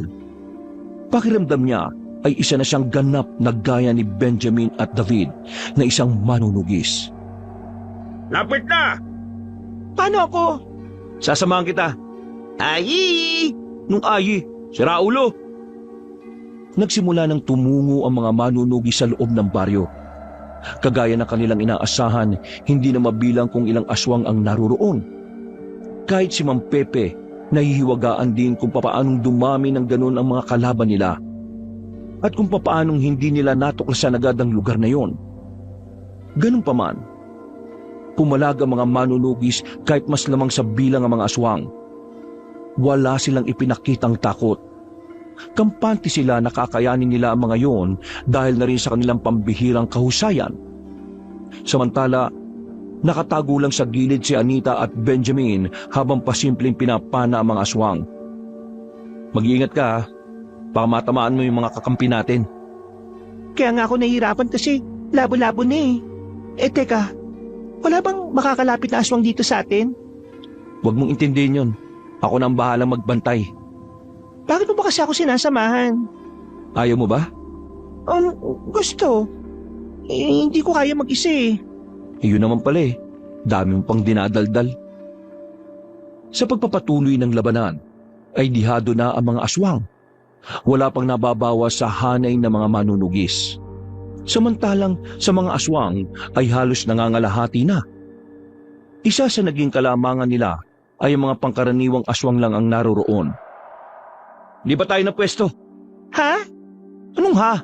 Bingi ka ba? Lipat tayo ng pwesto. Nagmamadaling tumayo ang babae. Tumakbo sila papunta sa kabilang gilid ng baryo. Kakaunti na lang ang palaso ni Anita. Pero dadalawang aswang pa lang ang natatamaan niya.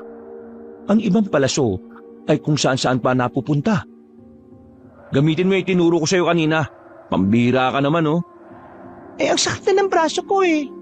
Hindi ka pwedeng sumabak sa ganito kung mas marami ka pang reklamo kaysa napatay na aswang. Ang ingay mo kasi eh. Manahimik ka para makafocus ako. Nanahimik na ang binata ng mga sandaling yon. Itinoon na lamang din ng dalaga ang kanyang atensyon sa mga aswang. Pero kalaunan, naubusan na rin siya ng palaso. Sa kasamaang palad, wala na siyang tinamaan.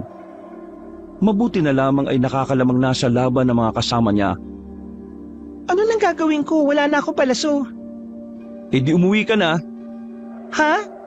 Wala ka nang gagawin dito eh. Umuwi ka na. Ihatid na kita. Tara na. Seryoso ka ba?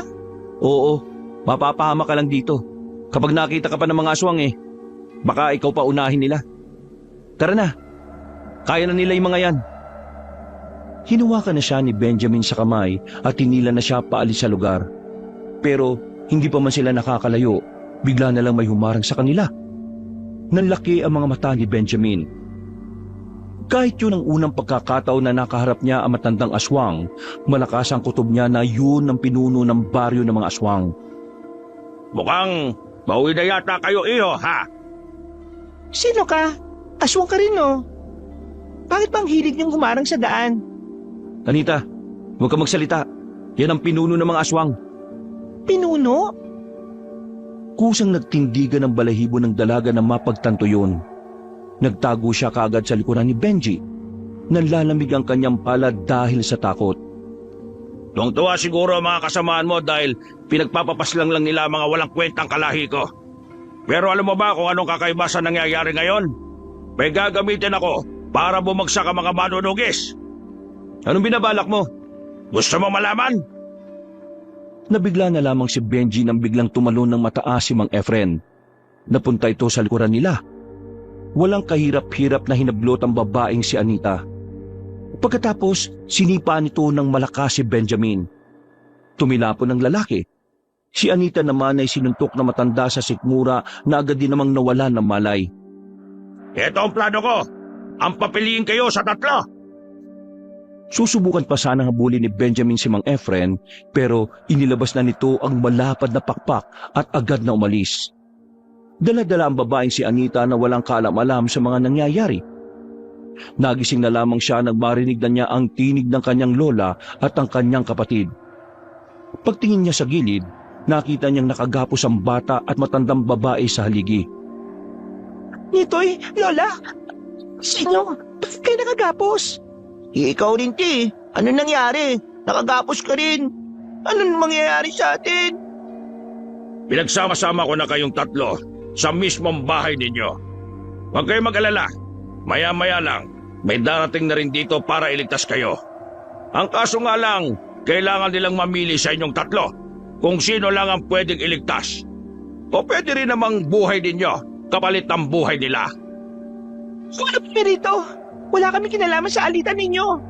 Oops! Huwag kang ganyan. Nakita kita kanina na may hawak ang pana. Dalawa nga lang ang tinamaan mo. Tapos, naubos na yung palaso mo nang wala kang napala. Kung sino ka man, nagmamakawa ko sa inyo na huwag nyo na kaming idamay pa. Mga simpleng tao lang naman kami. Ang kaso, hindi ako magdedesisyon kung pakakawalan ko kayo o hindi. Hintayin na lang natin sila. Mamaya naman siguro narito na rin sila. Magsisimula na rin ang magandang palabas. Gagawin niyo sa baryong to. Bakit gustong-gusto niyong sakupin? Oh, akala ko ba wala kayong kinalaman? Bakit mo alam ang bagay na yan? Ikaw masyado ka maraming nalalaman Oras na yata para tumikom ang bibig mo habang buhay. Hindi ko alam kung anong pinagmulan ng mga pinaglalaban niyo. Pero hindi tama na idamay niyo ang mga taong walang kaalam-alam. Kung may problema kayo, Wala kang karapatang magsalita. Dahil ang alam mo lang ay ang mga kwentong naririnig mo. Sasabihin ko sa iyo, ang baryong ito ay dating baryo ng mga aswang. Inagaw lang sa amin ito ng mga sinaunang albularyo at manunugis. Ngayon, wala na sila rito. Babawin ko na kung ano man ang totoong sa amin. masama ka, mad ka. Hindi ka mapapatawad ni Lord. Hoy, bata, huwag ka maingay Kasi alam mo, nangangain ako ng batang maingay. Bigla na lamang nagbagong anyo na matandang aswang. Lalong naiyak ang batang si Nitoy. Nanginginig na ito sa takot. Naihina rin ito sa salawal. Nakikiusap ako. Huwag mo nang takutin ang apo ko. Wala siyang kinalaman dito. Bata lang siya. Hoy, sige. Madali naman akong kausap Maawain din naman ako sa mga bata. Muling ibinalik ni Mang Efren ang itsura niya sa dati. Tawa ito ng tawa. Para nitong mamamatay sa kakahagalpak. Awang-awa naman si Anita sa kanyang kapatid. Nagsarado ang kanyang mga kamao. Napaksama mo. Maraming salamat sa papuri, Iha.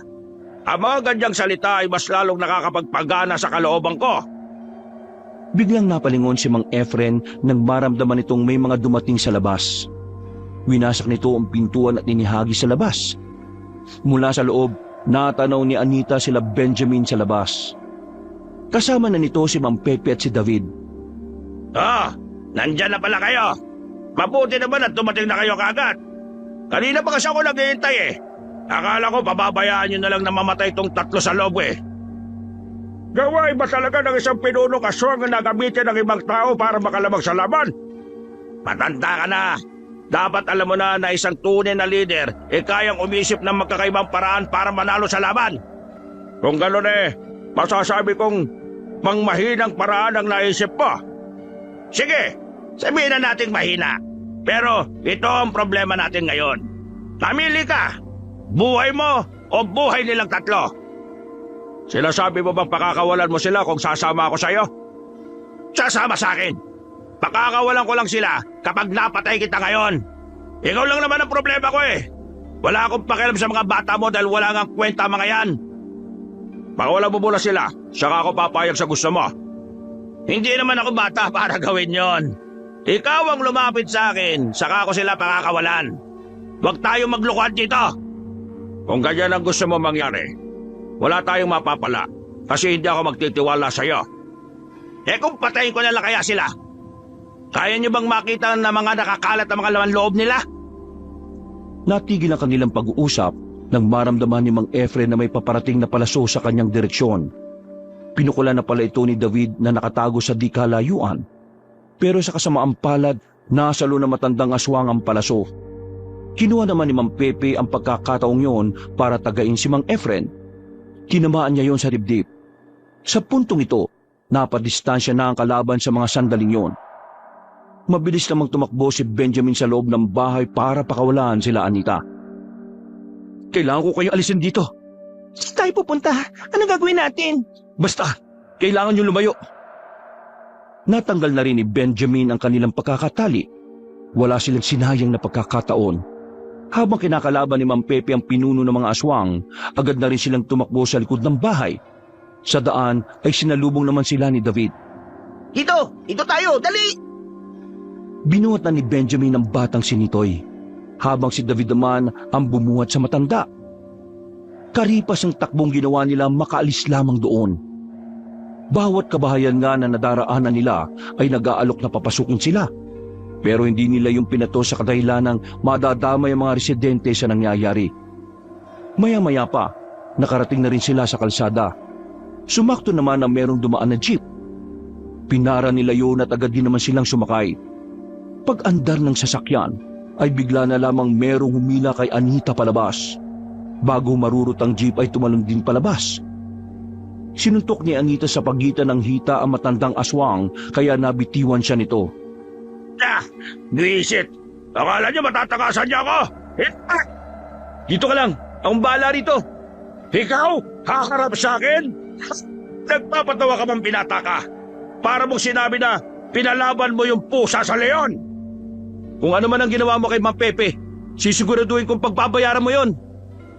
Papatayin ko na lang kayong lahat para wala ng problema. Tumalo ng aswang papunta sa binata. Nailagan ni Benjamin ang unang suntok na ginawa nito. Bumunot ang kutsilyo si Benjamin. Nang makakuha ng tamang pagkakataon ay agad niyang sinaksak ito sa tagiliran. Sinundan niya pa yun pero nakalayo na kagad si Mang Efren. Nagbago na ng anyo ang matanda nang magalit ito sa ginawa niya. Walang ano-ano, mabilis na nakalapit ang aswang sa binata. Kinalmot nito si Benjamin. Hindi pa yun nakontento, kinagat pa nito ang hita ni Benjamin. Buti na lamang ay nagawa nitong tusukin si Benjamin sa mata, kaya kahit papaano ay nagkaroon siya ng pagkakataong makabangon. Iika-ika itong tumayo. Kukunin na sana nito ang kutsilyong nabitiwan pero bigla siyang sinipa sa mukha ni Mang Efren. Bulagta ang binata. Umikot ang paningin nito. Muling umibabaw si Mang Efren kay Benjamin. Akmang tatapusin na sana nito ang lalaki pero nagulat na lamang ito na makaramdam na ito ng hapdi sa likuran. Pinagsasasaksak ito ni Anita ng ilang beses. Tinatadyo ng dalaga. Doon niya ibinuhos ang lahat ng kanyang galit. Napaatras si Mang Efren. Umagos na ang dugo nito. Nalilisik ang mga matang nakatingin kay Anita. Buisit kang babae ka! Ang kapal ng mukha mong pakialam, wala ka namang kwenta! Dapat sa'yo, maagang pinagpapahinga! Lalapit pa sana ito kay Anita pero hinawakan ito ni Benji sa paa. Kaya naman hindi na ito napilitang makalapit sa dalaga. Malakas na sampal ang natanggap ni Anita. Sa lakas ng sampal ay bumagsak siya kaagad. Nanlalabo ang kanyang paningin sa sobrang hilo. Naramdaman na lamang niyang hawak-hawak na ni Mang Efren ang kanyang buhok. Humaba ang kuko ni Mang Efren habang nakatingin sa liig ng babae. Lalagyan kita ng gribo sa leeg mo! Visit! Isang palaso ang tumarak sa bandang batok nito. Dumating si Mang Pepe. Wala man lang itong kagalos-galos. Agad itong lumapit sa aswang. Si Mang Efren naman ay lumayo muna saglit. Bakit ba sa tuwing gusto ko ng pumaslang saka may humahad lang? Banas na ako sa inyo ha? Kanina pa tumatas ang dugo ko. Akala ko ba malakas ka? Bakit mas sinabol mo pang may hina kaysa harapin ako? Nakakatamad kang kalaban Mas marami pa tayong pinag-uusapan kaysa magpatayan. Kung patayan ang gusto mo, pwede naman natin ituloy ngayon. Binunot na matandang albularyo ang mahaba nitong itak na kinakalawang na ang patalim. Pumorma na si Mang Pepe. Napangiti na lamang si Benjamin nang makita yon. Alam kasi ng binata na kapag gano'n na ang tindig ni Mang Pepe, seryosong-seryoso na ito sa laban. Si Anita naman, bagamat malinaw na ulit ang kanyang paningin, hindi pa rin siya makatayo. Nakikita niya ang mga nangyayari pero wala siyang magawa. Parang panandali ang nakomatos ang kanyang katawan. Benjamin, Anita, igaganti ko kayo sa siraulong ito. Manood na lamang kayo at magpahinga. Tingnan natin kung tumagal ka sa akin. Babalasayan kita, makikita mo! Parang mabangis na hayop na lumusob si Mang Efren. Ang mahaba nitong kuko ang nagsisilbi nitong sandata. Pero madali lang yung nasasalag ni Mang Pepe gamit ang itak nito. Kalaunan, tinamaan si Mang Pepe sa balikat.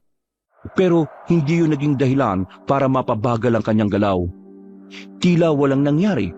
Normal pa rin ang kilos. At ang bawat wasiwas nito ng itak ay nagdudulot pa rin ng pagkabahala kay Mang Efren. Nagkaroon na ng pagtataka ang aswang. Hindi nito malaman kung papaanong tumatagal ang matandang gaya ni Pepe. Si Mang Pepe naman, ilag lang ng ilag. Binabasa nito ang bawat kilos ng kalaban. Mga ilang sandali lang, nakakuha na ito ng tamang pagkakataon. Isang malakas na hataw ng itak ang ginawa nito sa tagiliran ni Mang Efren. At dahil dito, tila natigilan ng aswang. Nanlalaki ang mga mata. Hindi makapaniwala sa nangyari. Pinagbibigyan lang kita kanina. Dalawak mo ang 3 sibilyan. Pero ngayong wala akong dapat na alalahanin pa. Ipapakita ko sa iyo ang tunay na ako. Bakit? Sino ka ba? Isa ka ba sa anak ng mga sinaunang manunugis na nagnakaw sa baryong ito? Oo. Ako ang isa sa anak nila. At hindi nila ninakaw ang baryong ito. Kayo ang unang nagpalaya sa mga tao naririto noon. Binawi lang ng mga ninuno namin ng lupain ito.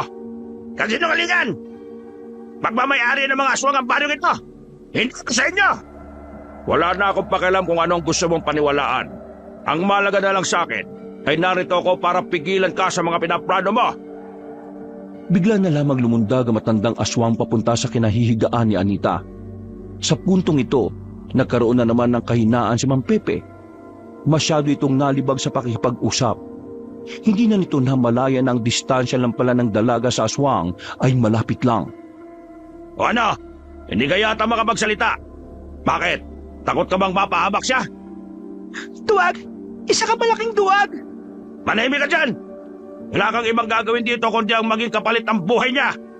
Ngayon, albularyo, mamili ka ulit! Ikaw o ang buhay nitong babae na ito! Mang Pepe, hayaan mo ako! Piliin mo ang sarili mo! Tuso talaga mga aswang kahit na kailan. Pero para sabihin ko sa iyo, hindi mo ako mapapaslang kahit gamitin mo pa sa akin ang babaeng yan. Ha! Sinasabi mo bang mas pipiliin mo ang sarili mo kaysa sa kanya? Mismo! Anong klaseng pinuno ka? Siya na rin naman ang nagsabi, di sige. Sige! Akala mo hindi ko itutuloy? Manood ka!